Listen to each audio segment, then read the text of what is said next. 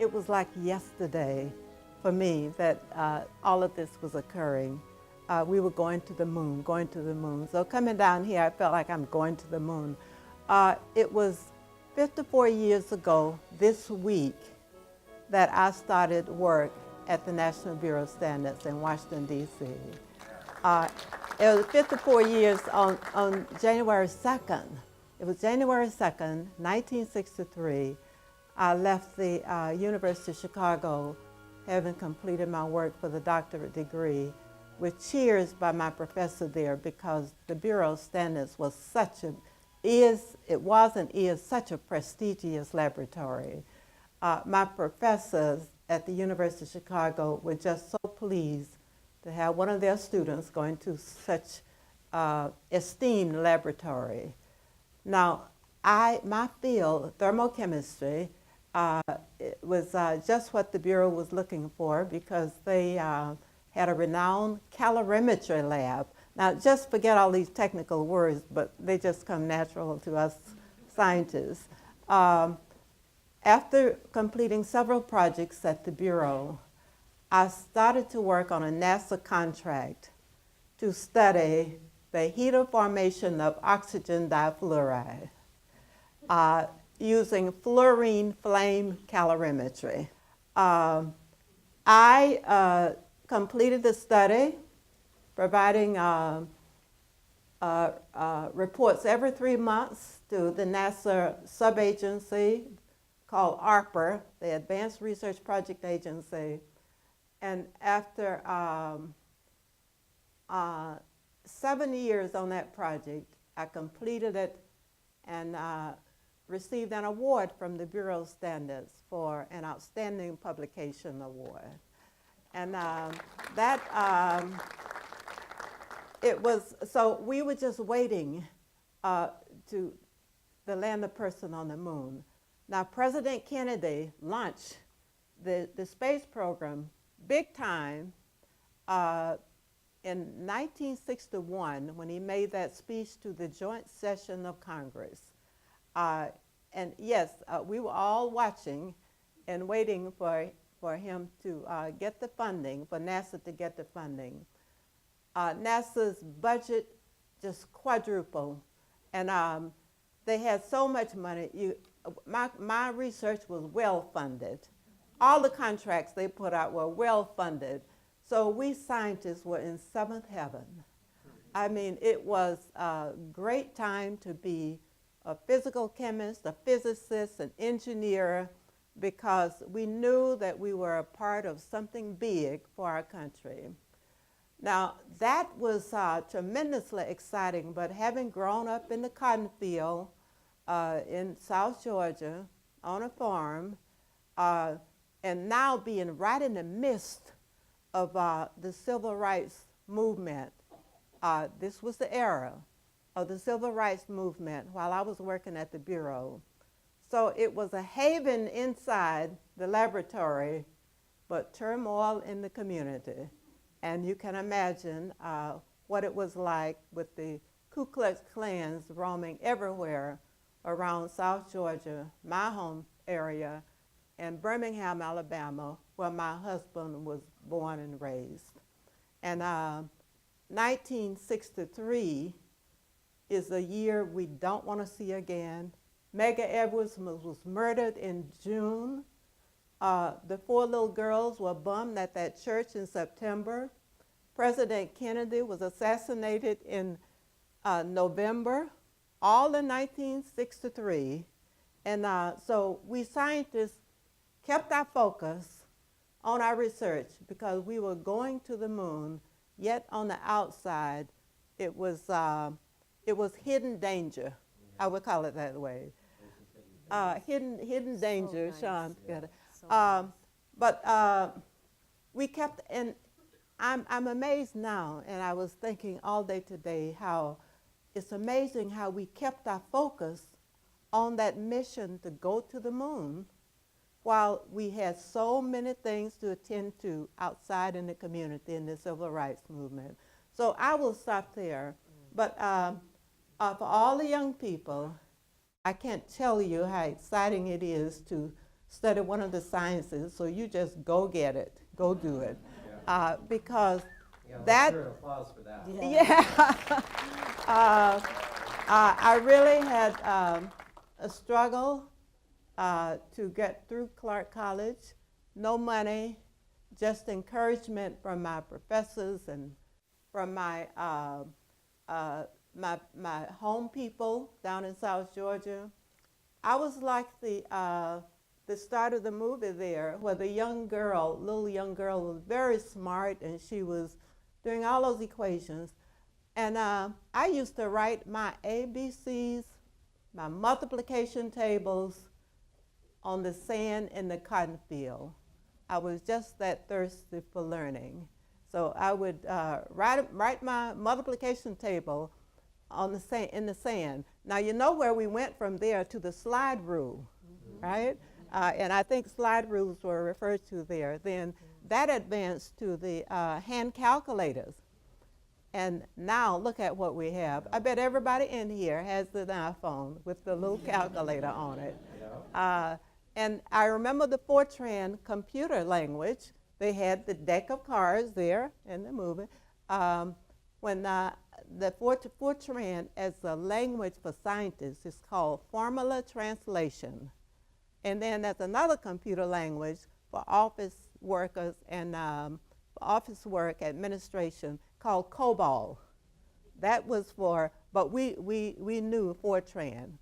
And so I can tell you all the history you don't want to know, but I can't, I can't tell you how exciting it was during that era to know that we were part of something big for our country.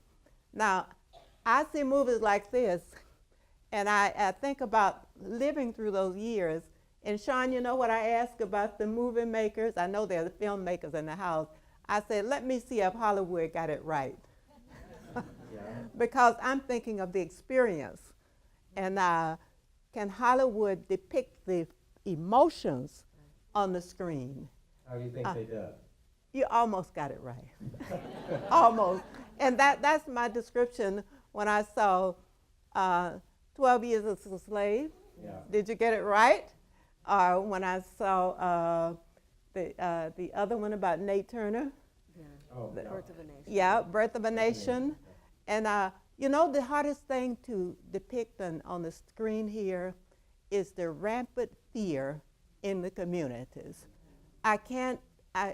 If you have not experienced the fear of being pulled out by the Ku Klux Klan and the fear of being harassed simply because you're not humble enough. Now that's actually a really good place to go Yeah. with Duchess, Yeah. because Duchess has written quite a bit about that. In fact, Yeah. the book about Black Lives Matter and about Yeah. that level of fear that people are feeling now in the community. And Yeah. I wanted to ask you a little bit about that, because you have Sure. this tie between Mhm. your grandmother and kind of this intergenerational tie, and I wonder how that Yeah. influenced your intellectual journey and how you see this conflict between these brilliant women and this kind of undertone of violence that they had to navigate all the time, and how we see that today. Right.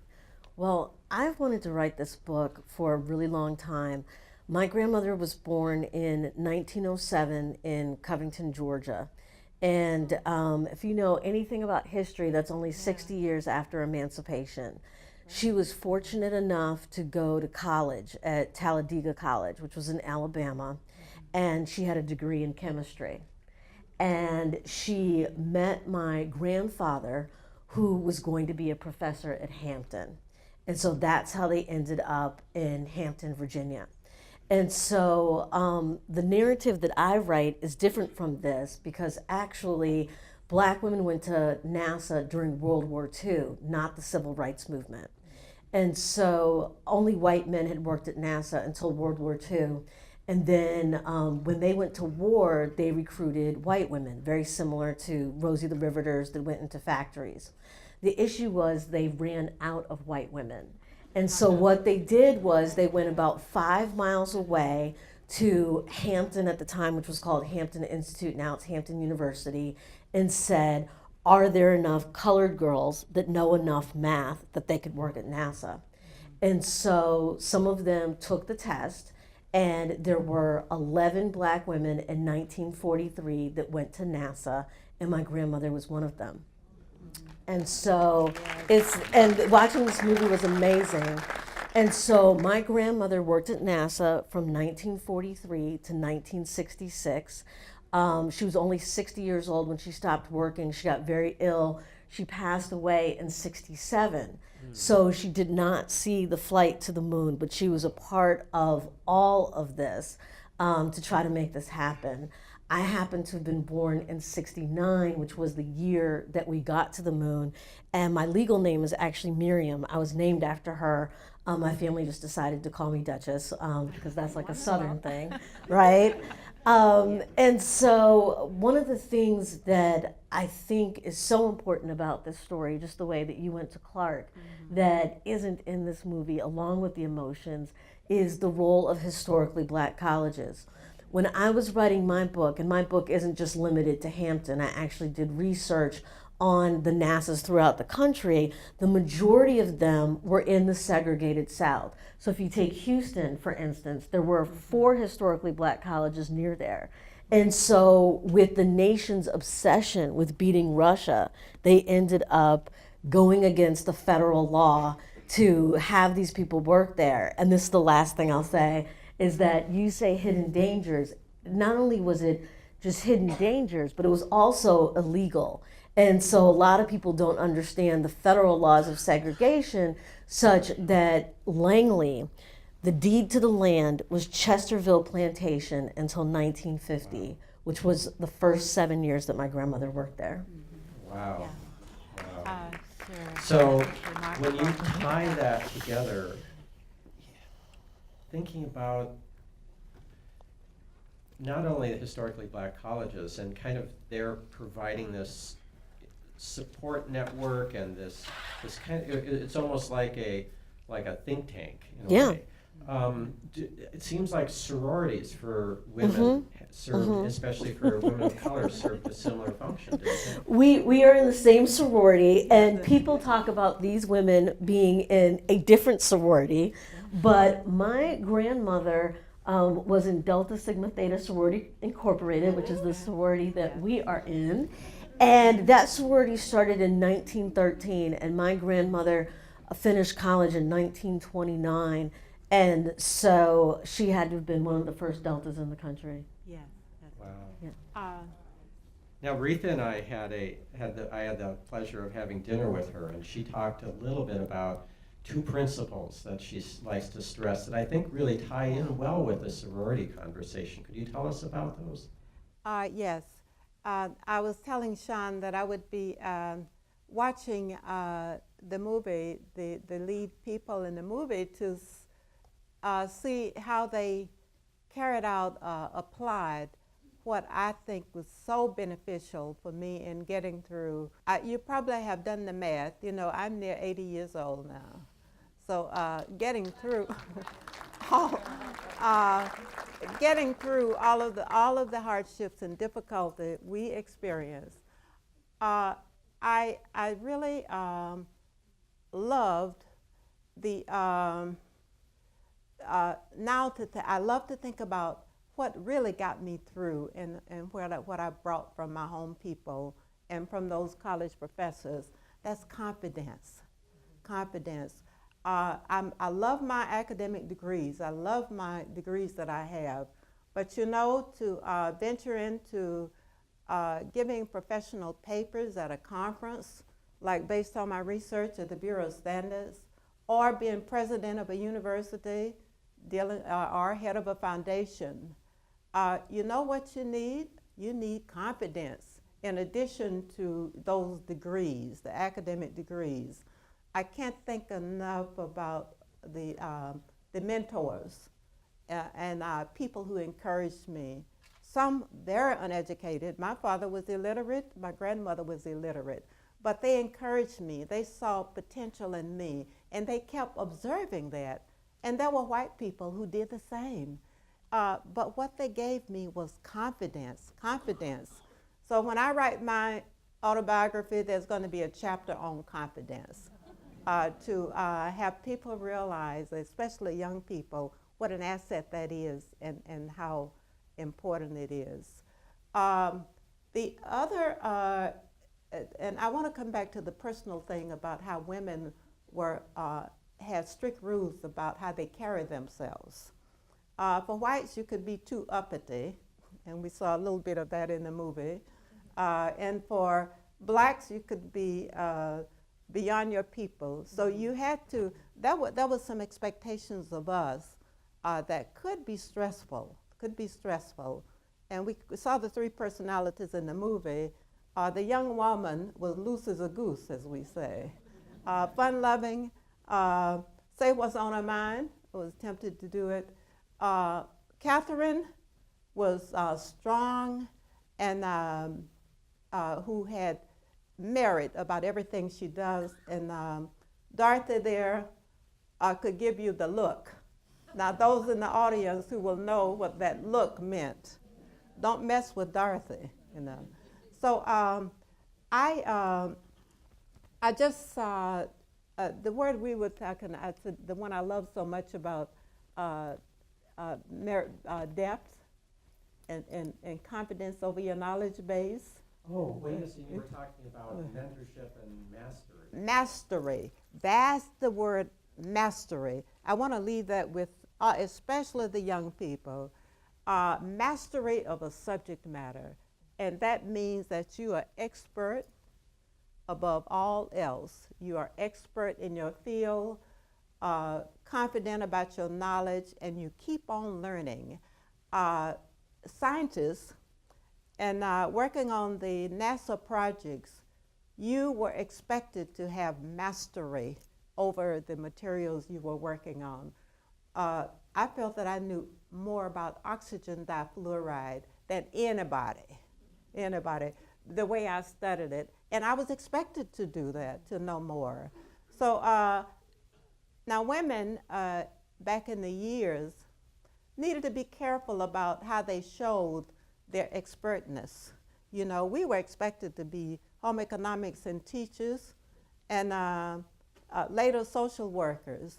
We were surprised to be scientists. We weren't expected to be scientists and mathematicians, and we got a little of that from one of the husbands there who tried to put Catherine down, but she put him in his place pretty quickly. But mastery is something you see. And if you have mastery over a subject matter, you don't have to tell anybody, but there's no more beautiful feeling than that. So I encourage young people to keep on seeking depth in your field. And we saw the evidence of mastery there with Katherine Johnson so clearly. When they tried to keep her out, they had to call on her. They had to bring her back. And John Glenn believed in her too. Now I asked myself the question, I saw the difference in the Mercury 7, the astronauts, their acceptance of the ladies and the people. They had been test pilots in the military. They had traveled the world. I wondered whether that influenced the way their global spirit. They seem to have had a global spirit.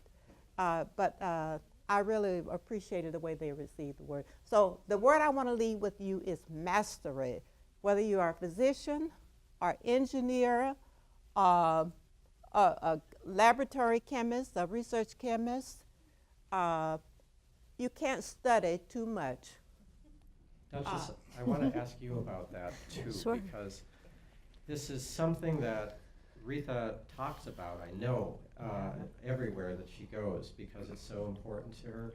And you, working with young people as a professor, you know, I'll just throw out one example I heard the other day about, I was reading an article about the kind of the disconnect between the science and environmental community and people of color, and how that really needs to be bridged, especially in environmental justice issues like climate change. And so when you think about that, the complexities of navigating those two worlds, how do you advise young people today to find a path through that? I think that before I came over here, one of the reasons why I missed dinner with you all is that I was with these young women who are in Governor Dayton's cabinet. He set up the first cabinet for, they're like 16 to 24 years old, and they were at the YWCA. And we were talking about thinking that you are the first, and you might not be, right? And so I was actually talking to them about my book and saying that if you are interested in STEM, one of the things you have to do is uncover the history of STEM. And so for people of color that don't think environmentalism is about them, they just don't know the history of their people. And so that's often the way that I have to encourage and mentor young adults. I've had students who are physics majors come to me at McAllister and say, I'm not majoring in your department, but you are one of the few people of color on the faculty. Can you give me some guidance? And I'll say to them, well, first of all, do you know any black physicists? And they'll say no. And I'll say, well, that's the problem, because there actually have been. And the woman that wrote the introduction to my book, she's actually one of less than 100 black women physicists. Her name is Chanda Prescott Weinstein. And there might be less than 100, but there are black women physicists. And so just knowing that we're there is a huge part of it. Yes, I like to give another word, speaking to younger people. This, if you're good in the sciences, you believe in rigor. If you've seen rigorous analysis of a system, for example, rigor, going beyond the details, but rigor. So in environmental science, that's part of the need too. So you could approach any subject with rigor, but particularly the sciences. And I do board work for corporations, and sometimes the conversation gets very rigorous around the table. And it's difficult too, difficult work. So keep that in mind. There's nothing wrong with pursuing excellence. I want to leave that, because if you get beyond mastery, you are aiming for excellence, the pursuit of excellence. I tell students, there's beauty in that. There's virtue in it, because you're working up to your potential. Now I see two of my church members right here on the row, and they're probably saying, she talks like that all the time. But I love the way they are smiling and nodding. But these are two beautiful young women. They are twins, and my late husband supported them. He loved them, so they have me hooked on whatever they want. Here I am, for them. But that excellence, aim for excellence, and you don't have to apologize for it. In the olden days, we women couldn't talk about it because people didn't expect us. So we learned for the sake of learning, but we didn't have anybody to. It was pretty lonely at the University of Chicago, being the only black woman in that chemistry department seeking a doctorate degree. How did I cope? Well, that's a whole nother story, Ron. I want to get into that, but these women went through the similar kinds of struggles. Yeah. I had one advantage, though. The University of Chicago is a prestigious university, and I came out of a specialized laboratory, and people assumed that I knew a lot because I had that affiliation. These women, I looked up their alma maters. They didn't go to those prestigious universities like that. They couldn't. But they couldn't. But yet they had confidence. They developed that confidence. Now, I did something that was I would say lucky. I don't know how many of you saw the movie The Help. Yes. You probably know it. Yeah. Well, I was a live-in maid in upstate New York at age 16 after my freshman year in college. I went there for the summer, worked as a live-in maid, came back to Clark. I did that after my sophomore year, my junior year, and even after my senior year in college. That wasn't a fancy job, getting a college degree and then going north to be a living maid for the summer. Looking back, that was a confidence builder like none other because of the lady I worked for. She was white, rich, fun, and committed. This was in 1955. The kind of learning I got that proved to be so valuable later was she arranged sightseeing tours for me to go to New York City on my day off and see all of the big sights of New York City. So when I got to Chicago at age 19 to start to work for my doctorate degree, I had the feel for the big city, though I lived on campus at the University of Chicago all of the time I was there. Now, so I was here, this 16, 17-year-old young girl moving between north, south, the rural South Georgia and the north, and at this same time staying safe, keeping my wits, being in touch with my illiterate community back home, and moving amongst these sophisticated people in the north. But now I look back on that and think about the people who helped me. They gave me confidence. So when I saw the movie The Help, I said all white people wasn't like that. You know, I was thinking of my experience, but I knew what Hollywood was trying to say, you know, and many of those stories were absolutely true. But I had to be honest. My church friends here will tell you we have to tell the truth, but be honest. All white people were not mean, they were not bad, but if you help blacks in the South during the civil rights era, if whites did it, they are subject to be called bad names by others in the community if the word got around that they were sympathetic to blacks. That was, so they put their lives on the line. They were at risk. So much for that. Sorry. Sorry to talk so long, but I can tell you the story. I'm glad to sit here.